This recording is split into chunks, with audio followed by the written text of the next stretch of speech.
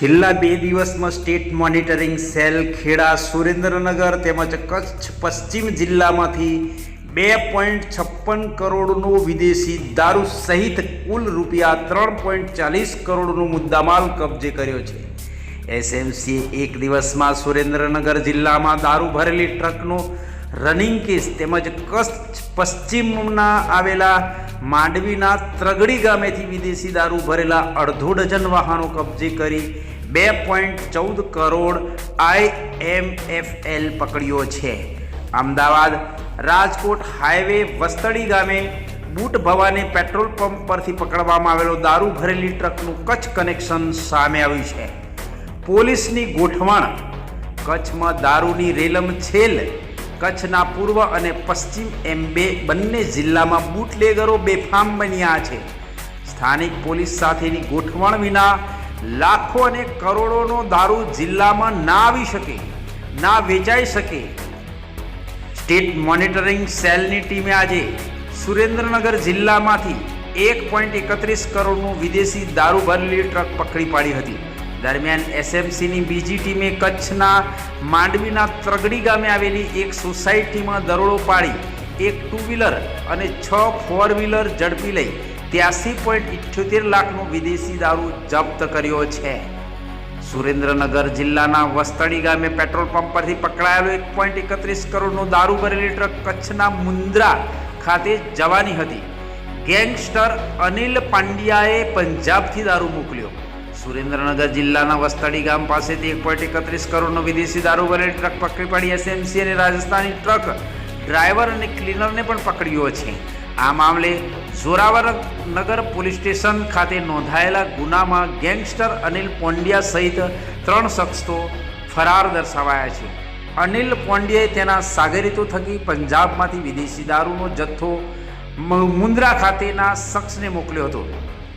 જો કે SMC PSI DP ભાટી અને તેમની ટીમે 1.31 કરોડનો દારૂ કચ્છ પહોંચે તે પહેલાં જ રસ્તામાંથી ઝડપી લીધો હતો.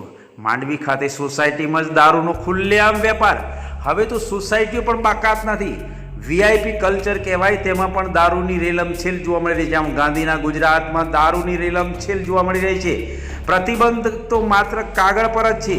આ સૌથી મોટો જો વેપાર થતો હોય તો તે દારૂનો છે, અને તેમાંય ખાસ કરીને કચ્છ પશ્ચિમ જિલ્લાના માંડવી તાલુકાના ત્રાગડી ગામે ઠોસ બાતમીના આધારે એસએમસી ત્રાટકી હતી.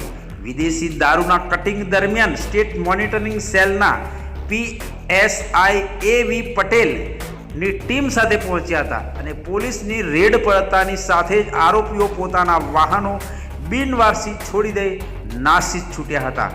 ટીમ એસએમસીની 1 ટુ વ્હીલર અને 6 ફોર વ્હીલર સ્થળ પરથી જ મળી આવ્યા હતા. વાહનોમાં તપાસ કરતા વિદેશી દારૂ બિયર 13,661 બોટલ જેની કિંમત 83.78 લાખ મળી આવ્યા હતા.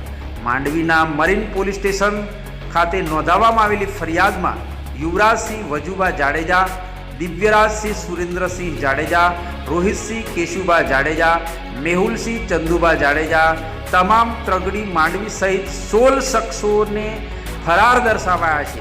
અને ફરાર આરોપીઓ તેમના ઘર તેમજ સોસાયટીમાં ખુલ્લા પ્લોટમાં વિદેશી દારૂનો ધંધો ચલાવતા હતા. આ છે ગુજરાત વિકાસ મોડલ, એટલે દારૂનું મોડલ, અને તે પણ પ્રતિબંધ હોવા છતાં પણ ખુલ્લેઆમ દારૂ વેચાઈ રહ્યો છે. અને એસએમસીની ટીમે પણ આવા દારૂ પીતા અને દારૂ વેચતાઓ પર વોચ રાખી બાતમીના આધારે જ ઝડપી લેતા હવે 16 શખ્સો ફરાર છે, જેમને પકડી પાડવાના ચક્રો ગતિમાન કરવામાં આવ્યા છે. ગાંધીના ગુજરાતમાં દારૂ પર પ્રતિબંધ હોવા છતાં ખુલ્લેઆમ દારૂની રેલમછેલ.